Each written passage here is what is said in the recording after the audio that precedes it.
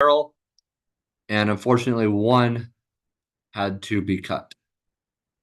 The Newfoundland Growlers, based out of St. John's, Newfoundland, and Labrador. That venue has had multiple teams over the years, from the AHL to the QMJHL. Right now, they have what's called a basketball Super League team. So the venue is not empty, but there's no hockey. And this is Canada we're talking about. So, bit of an issue there.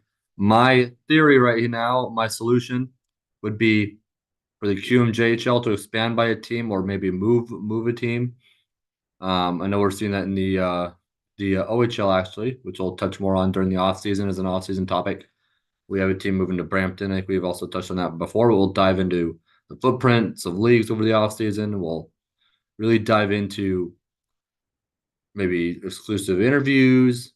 I'm really excited to see what this platform and what this series can do over the off season. So stay tuned. But back to the topic at hand, with a venue in Canada up in that region where they've had the QMJHL before, yes, it's a bit of a drive to get there. I think they have to take ferries. So it's a bit of a trip to get there, but they're no stranger to teams in that venue, hockey teams at that.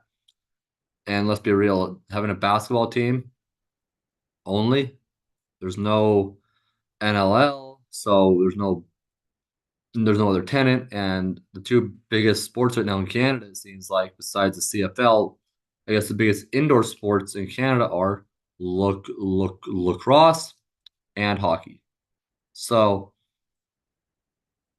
that said, you'd think this venue wants another tenant. We'll see how long that they go without it this time. They've gone without hockey before, but never longer than 3 seasons. The shortest time when they've gone without a team there has been 1 season. So we'll see what happens this time around. The QMJHL would fit perfect going back there. One of the positives to the QMJHL going there would be, one, they've renamed it, instead of the Quebec Major Junior Hockey League, the Quebec Maritimes Hockey League. And so it is in that specific region, in the Maritimes region. One. Two, operating expenses. A professional team, they have to pay players' salaries. So with that come all this additional money coming out of their operating expenses. Well, with the QMJHL and Major Junior rank, yeah, they have players' stipends and stuff and the normal operating expenses, whatever that amount might be. But aside from that, that's basically it. And so you would be saving a lot of money by having a QMJHL team there. Maybe they play preseason games there next year, over the next year or so. Maybe a new ownership group steps in to bring the ECHL to town. Maybe the AHL makes a return there. But I think the best option for them would be the QMJHL. Now, let's dive into our usual topic at the hand here, and that is the WHL playoffs. The Wenatchee Wild are trailing the Kelowna Rockets 2-1 as of Wednesday night. The Portland Winterhawks had a chance to sweep the Victoria Royals in Victoria Wednesday night. The Everett Silvertips and Vancouver Giants going into Wednesday night, their series deadlocked at 1. We'll see what happens there. Portland and Everett, two of the possible favorites to come out of the West. So is Prince George. Prince George is up 3-0 in their series on the Spokane Chiefs. So right now it looks like Portland and Prince George will be advancing in a matter of maybe either Wednesday night or over the next couple of days. So we'll see what happens there. The others in for a longer series, like Wenatchee and Kelowna, that's shipping up to be quite the barn burner series there. So definitely a series to keep your eye on, folks.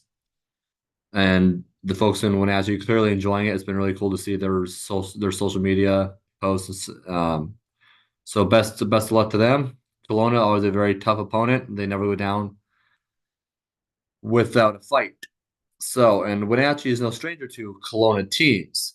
When they were in the BCHL, they had to deal with the West Kelowna Warriors. So there's that, kind of a funny tie in there. That's where we're at in the Western Conference of the WHL, and that is where we're at with other news. Stay tuned, and we'll bring you more if the St. John's situation changes and we get a major junior team in there. We'll definitely share that. But keep in mind, the off season will be quite exciting with some plans that I have, and maybe even the major junior postseason. We'll see what happens there. Might be bringing you some special coverage. As for this episode, that is it. I've been Derek Harper. We'll see you next week.